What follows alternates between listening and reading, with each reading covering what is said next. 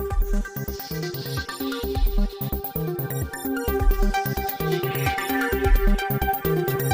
జిల్లాల దగ్గరికి రైతుల దగ్గరికి వెళ్ళి వాళ్ళ ఒపీనియన్ తీసుకొని వాళ్ళ అభిప్రాయం తీసుకొని వాళ్ళు ఎట్లా చేస్తే బాగుంటుంది. ఇంతకుముందు గడిచిన ప్రభుత్వం దాదాపు 80,000 కోట్లు రైతు బంధు ఇస్తే దాన్ని 26,000 కోట్లు అగ్రికల్చర్ కాకుండా నాన్ అగ్రికల్చర్కి ఇచ్చారు, వేస్ట్ అయినాయి.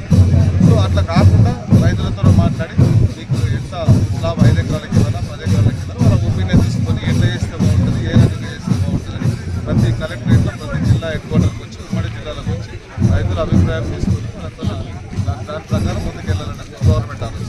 అంటే ఇప్పటికే ఆదిలాబాద్ కావచ్చు, ఖమ్మం జిల్లాలో సైతం కూడా ఈ ఓవరాల్గా దీనికి సంబంధించిన వర్క్ షాపులు కూడా కంప్లీట్ అయ్యాయి. ఈరోజు మంత్రులు కూడా వస్తున్నారు. మంత్రులతో పాటు ప్రధానంగా అంటే రైతుల నుంచి ఇప్పటి వరకు జరిగి రైతులు ఏం చెప్తున్నారు, రైతులు ఎట్లా ఉంటే బాగుంటుందని చెప్తున్నారు. ప్రధానంగా గౌరవ ముఖ్యమంత్రి గారు రేవంత్ రెడ్డి గారు డిప్యూటీ సీఎం బండి సంజయ్ గారికి మనము సబ్కమ్ చేసేసి దాంట్లో 4 మెంబర్స్ పెట్టి జిల్లా హెడ్ క్వార్టర్ రైతులు దాంతో బాధ్యత ఇది 3వ మీటింగ్ 3 వారాల్లో ఉన్నపల్లి నియోజకవర్గంలో నడుస్తుంది.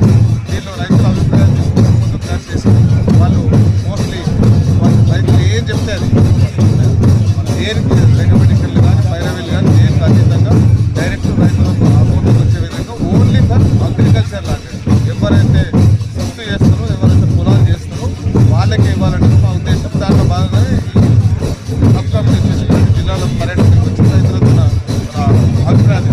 అంటే ఇప్పుడు ఒకవైపు సీఎం రేవంత్ రెడ్డి కూడా చెప్తున్నాడు, రెవెన్యూ యాక్ట్ ద్వారా గతంలో జరిగినటువంటి వ్యవసాయేతర భూములకు డబ్బులు ఇచ్చాము, ఖచ్చితంగా వాటిని రికవర్ చేస్తాము, కలెక్టర్లకు ఆదేశాలు కూడా ఇచ్చినట్టు.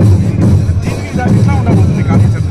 సబ్ కమిటీ గౌరవ ముఖ్యమంత్రి గారు వేసిన సబ్ కమిటీ అన్ని 10 జిల్లాల నుంచి తిరిగిన తర్వాత రాష్ట్ర ప్రభుత్వానికి రేవంత్ రెడ్డి గారికి రిపోర్ట్ ఇచ్చిన తర్వాత వాళ్ళు డిసిషన్ తీసుకున్నారు. మీరు అన్నట్లు 80,680 కోట్లు ఇప్పటికీ తెలంగాణ రాష్ట్ర ప్రభుత్వం అప్పుడున్న రాష్ట్ర ప్రభుత్వంగానే ఈ రైతు బంధు పేరు మీద ఇచ్చింది. దాంట్లో 26,000 కోట్లు ఓన్లీ ఫర్ నాన్ అగ్రికల్చర్ అంటే పొలాలకు, గుట్టలకు, కొండలకు, రియల్ ఎస్టేట్ భూములకు, రోడ్లకు, వేరే రకరకాలుగా అంటే వేస్ట్ చేసింది కాబట్టి ఇట్లాంటి పరిస్థితి జరగవద్దు అనేది మా పార్టీ మా గవర్నమెంట్ ఉద్దేశం.